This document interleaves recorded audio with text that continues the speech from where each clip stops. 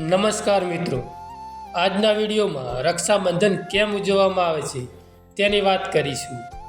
દેશભરમાં ઉત્સાહભેર ઉજવાતો આ તહેવાર ભાઈ બહેન વચ્ચેનો પ્રેમ દર્શાવવાનું જ નહીં પરંતુ પરિવારને એક સાથે રાખવાનું કામ કરે છે।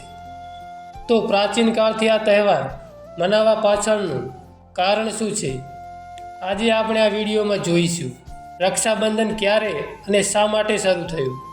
ઘણી બધી લોકકથાઓ પ્રચલિત છે, તો ચાલો ભગવાન વિષ્ણુથી શરૂઆત કરીએ।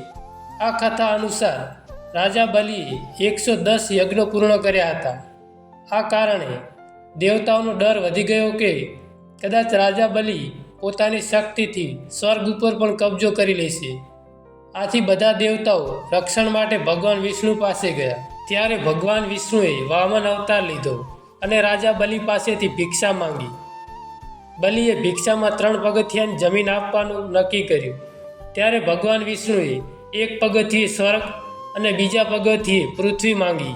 જ્યારે રાજા બલિએ ત્રીજું પગલું આગળ જોયું તેથી તે ચિંતિત થઈ ગયો અને શું કરવું તે સમજાતું ન હતું।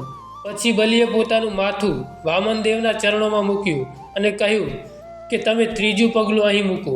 અને આમ રાજા બલિ પાસેથી સ્વર્ગ અને પૃથ્વી પર રહેવાનો અધિકાર છીનવી લેવામાં આવ્યો અને બાલી પાતાળમાં ગયો।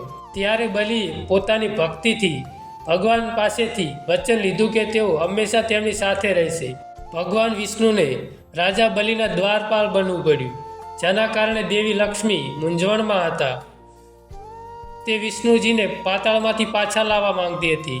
પછી તેણે નારદજી પાસેથી આ સમસ્યાનો ઉકેલ મળ્યો। લક્ષ્મીજી રાજા બલિ પાસે ગયા અને તેમને રાખડી બાંધી અને તેમને પોતાનો ભાઈ બનાવ્યો અને તેમના પતિ વિષ્ણુજીને ભેટ તરીકે માંગ્યા। આ શ્રાવણ મહિનાની પૂર્ણિમાનો દિવસ હતો અને ત્યારથી રક્ષાબંધન ઉજવવામાં આવે છે।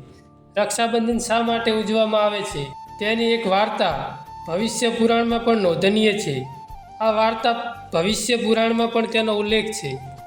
આ કથા અનુસાર પ્રાચીન સમયમાં દેવતાઓ અને દાનવો વચ્ચે 12 વર્ષ સુધી યુદ્ધ ચાલ્યું હતું।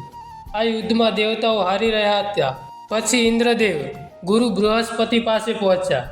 ઇન્દ્રની પત્ની સચી પણ ત્યાં હાજર હતી। ઇન્દ્રને ઉદાસ જોઈ ઇન્દ્રાણીએ કહ્યું, સ્વામી, આવતીકાલે બ્રાહ્મણ શુક્લ પૂર્ણિમા છે। હું નિયમો અને નીતિ સાથે તમારા માટે સંરક્ષણ ફોર્મ્યુલા તૈયાર કરીશ। જો તમે તેને યોગ્ય તૈયારી સાથે બ્રાહ્મણો દ્વારા કરાવશો તો તમે ચોક્કસપણે વિજયી થશો। બીજા દિવસે ઇન્દ્રને સચીની સલાહ મુજબ બૃહસ્પતિમાંથી બનાવેલું રક્ષા સૂત્ર મળ્યું। આ રીતે ઇન્દ્ર અને બધા દેવતાઓ એક રક્ષા સૂત્ર દ્વારા સુરક્ષિત હતા। મિત્રો, આગળની વાર્તા મહાભારત કાળ સાથે સંબંધિત છે, જ્યારે ભગવાન કૃષ્ણે પોતાના ચક્રથી શિશુપાલનો વધ કર્યો ત્યારે ચક્ર કૃષ્ણ પાસે પાછું આવ્યું ત્યારે તેમની આંગળી કપાઈ ગઈ। ત્યારે પાંડવોની પત્ની દ્રૌપદીએ પોતાની સાડી ફાડીને શ્રી કૃષ્ણની આંગળીએ બાંધી। ત્યારે ભગવાન કૃષ્ણએ વચન આપ્યું કે આખી જિંદગી હું દ્રૌપદીની રક્ષા કરીશ। આ દિવસનું ઋણ ચૂકવવા દ્રૌપદીની ચીરહરણ સમયે કૃષ્ણ ચીરના રૂપમાં આવી દ્રૌપદીની રક્ષા કરી। તો મિત્રો, આ હતી રક્ષાબંધનથી જોડાયેલી કથાઓ। તમને બધાને બહુચરા ડિજિટલ તરફથી રક્ષાબંધનની ખૂબ ખૂબ શુભકામનાઓ। તો મિત્રો, આવા જ નવા વિડીયો જોવા માટે અમારી બહુચરા ડિજિટલ ચેનલને સબસ્ક્રાઈબ કરવાનું ભૂલતા નહીં। મળીશું એક નવા વિડીયો સાથે। ધન્યવાદ।